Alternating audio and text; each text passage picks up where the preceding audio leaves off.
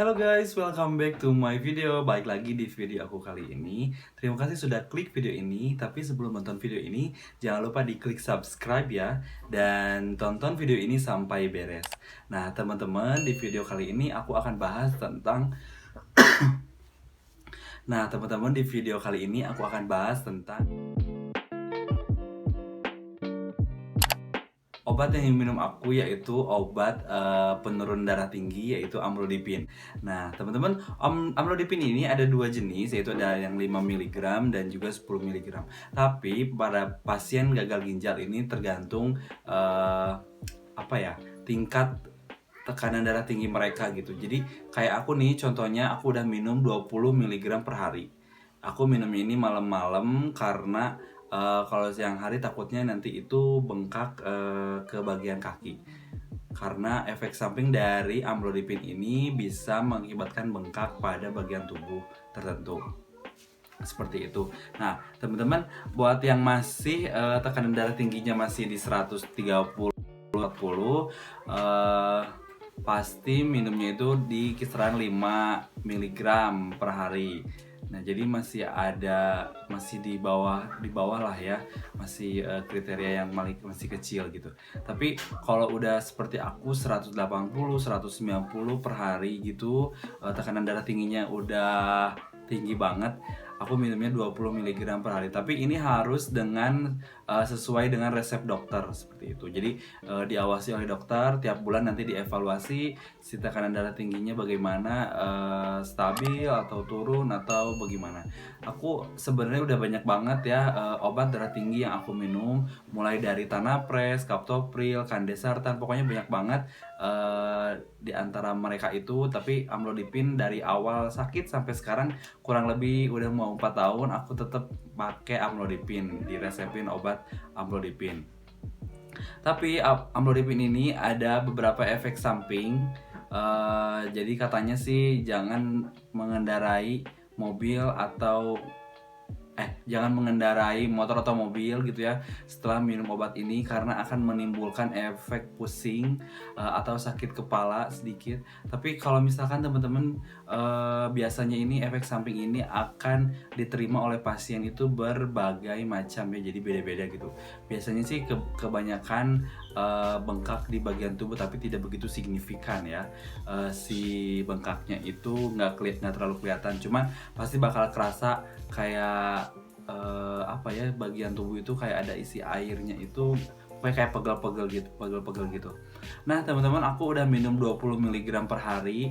Ini tuh udah tinggi banget dosisnya, dan tekanan darah aku tuh memang bandel banget. Jadi dokter mencoba untuk menaikkan dosisnya, dan setelah beberapa jam minum obat ini lumayan cenderung turun, tapi tidak begitu drastis ke angka normal 120 atau 130 seperti itu.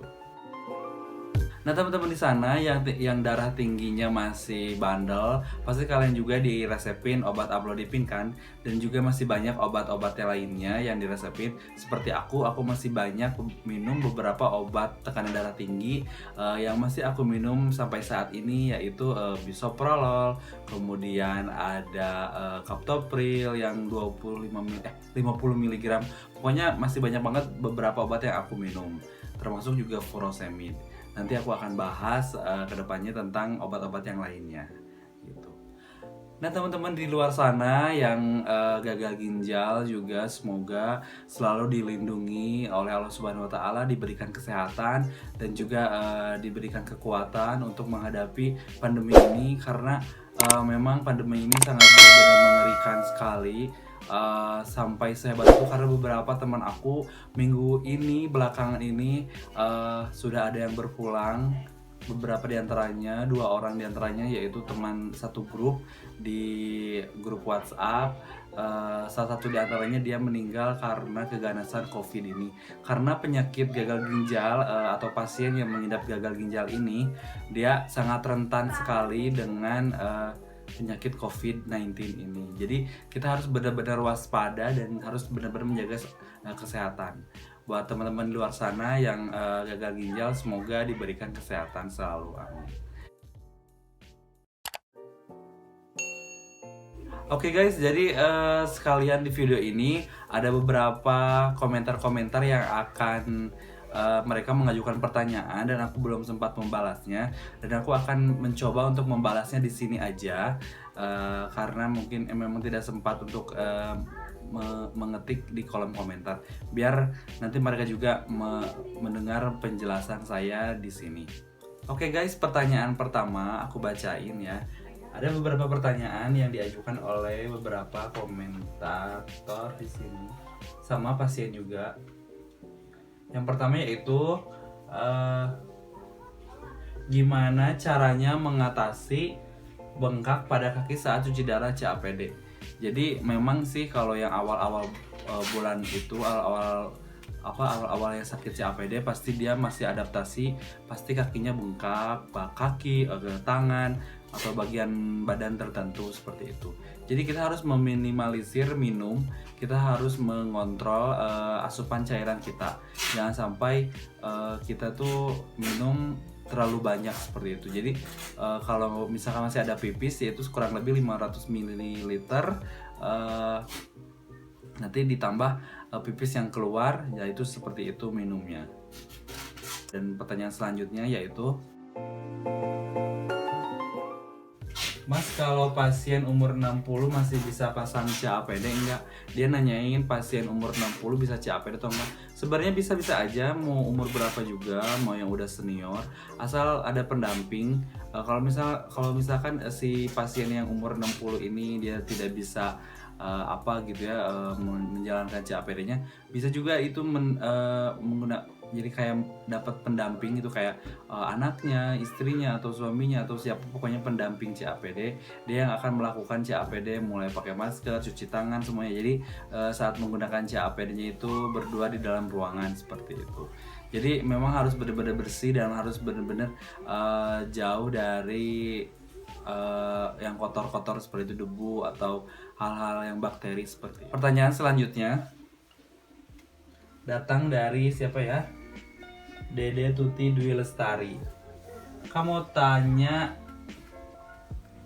itu awal-awal pas divonis cuci darah langsung pakai metode CAPD atau gimana? Jadi memang aku awal kena GGK, gagal ginjal kronis ini, langsung CAPD karena memang waktu itu aku harus memutuskan apa yang harus aku lakukan dan harus aku pilih waktu itu, dan aku memutuskan untuk CAPD karena memang CAPD ini memang simpel sekali, bisa dilakukan di rumah dan tidak perlu ke rumah sakit seminggu 2 kali, jadi harus di rumah aja gitu. Cuman kalau kontrol sebulan sekali ketemu dokter untuk mengetahui perkembangan sejauh mana gitu kan, kayak stabilkah atau kayak gimana seperti itu. Oke, pertanyaan selanjutnya yaitu, apakah CAPD hanya untuk yang masih muda aja, yang dinding perutnya masih kuat? Sebenarnya kalau dinding perut tergantung kondisi tubuh seseorang. Jadi bisa siapa aja yang pakai CAPD, mau tua, muda. Sebenarnya sesuai dengan kondisi, dan pasti nanti juga akan dievaluasi setelah beberapa tahun, atau pertama beberapa bulan, beberapa tahun memakai CAPD, pasti dia akan dievaluasi apakah dia masih lancar-lancar aja atau ada masalah. Biasanya sih kalau orang yang sudah rentan, yang tidak bisa itu, mereka akan mengalami infeksi dan harus beberapa kali dievaluasi seperti itu. Oke, pertanyaan selanjutnya yaitu adalah, cairan dialisisnya gratis dari BPJS atau beli sendiri? Nah, ini banyak banget pertanyaan yang diajukan ya, semacam seperti ini. Jadi cairan Baxter ini di cover oleh BPJS. Jadi kita sebulan ini dapat 20 dus, 20 karton. Satu kartonnya isinya adalah 6 cairan. Jadi kurang lebih 120 per bulan. Nah, jadi sehari ini 4 cairan yang kita pakai, dan pokoknya jadi semuanya ini di cover oleh BPJS. Kita tinggal order aja ke rumah sakit, ke dokter, dan nanti tunggu beberapa hari langsung datang cairan ke rumah kita. Oke, pertanyaan selanjutnya yaitu adalah, waktu CAPD berapa jam? Nah, waktu CAPD ini ada beberapa jam, ada beberapa jenis maksudnya. Jadi ada 3 jenis ya. Karena di cairan di sini ada cairan yang 1,5%, 2,5%, dan juga 12,5% ya kalau nggak salah. Pokoknya yang panjang itu 7,5% kalau nggak salah. Nah, jadi yang 7,5% ini dia jangka waktunya 12 jam, cairan dwelling yang ada di dalam perutnya. Kemudian yang ada di yang 2,5% itu bisa 4 sampai 6 jam. Kemudian yang 1,5% itu 3 sampai 4 jam. Nah, kalau kalau kelamaan disimpan di dalam perut dwellingnya, nanti itu si cairan akan mengendap dan akan terserap oleh tubuh kita. Jadi racunnya akan tersedot lagi. Racun tidak akan keluar maksimal jika kita lebih menggunakan cairan ini lebih dari jam yang seharusnya. Oke. Itu dia beberapa pertanyaan yang diajukan oleh teman-teman semua di kolom komentar. Semoga pertanyaan ini dan jawabannya ini mewakili ya, bisa terjawab gitu. Dan teman-teman semua mohon maaf bila ada kata-kata yang tidak berkenan. Dan jangan lupa teman-teman di like, comment, and share video ini, karena aku benar-benar butuh support banget dari kalian.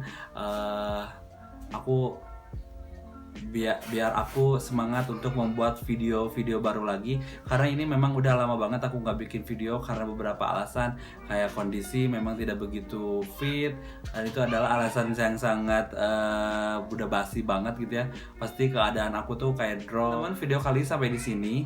Jangan lupa di klik like, comment, and subscribe. Sampai ketemu di video selanjutnya.